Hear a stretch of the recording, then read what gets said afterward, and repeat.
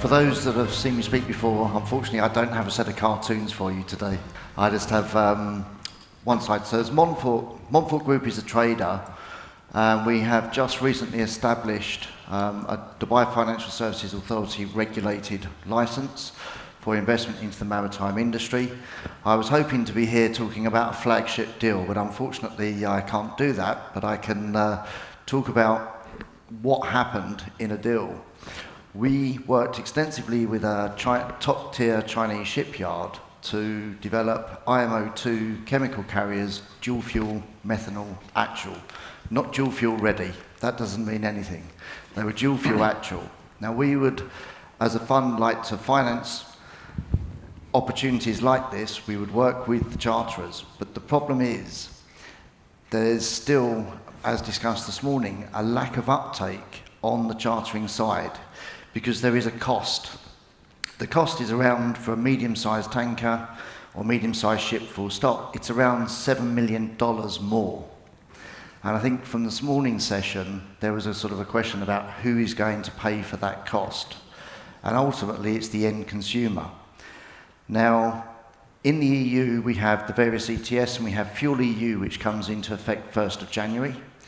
For the next 5 years, that's going to be approximately, again, on a mid-size ship, burning 20 tonnes a day. That's going to be an equivalent to about $1,000 a day fine. From the 1st of January 2030, that quadruples to $4,000 a day. So the benefit of taking dual fuel actual ships, if you order one today, you're not going to get it until 2028 anyway.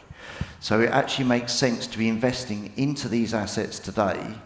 And I would look at the companies that are out there to actually review their internal processes and have a look at what can be done on sustainability, because the rules and regulations are coming. The fines, they're not even taxed, they're actually being defined as fines in the EU. I fully expect, I don't know, even if Donald Trump wins in November, he can only be there for 4 years. The Americans will probably follow at some point in the future.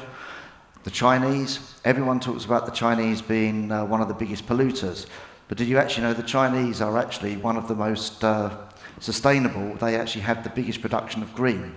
They're building methanol plants. They're actually probably going to move to these regulations themselves at some point. So I think what the EU has done, I have no inside knowledge of any of this, but what the EU has done, I believe will become global. And when it becomes global, then every ship on the water, if it's not trading in a sustainable way, there is going to be financial penalties that will put things out there. So I just really wanted to talk a little bit about sustainability in ships and then come back to the panel for discussion. Thank you.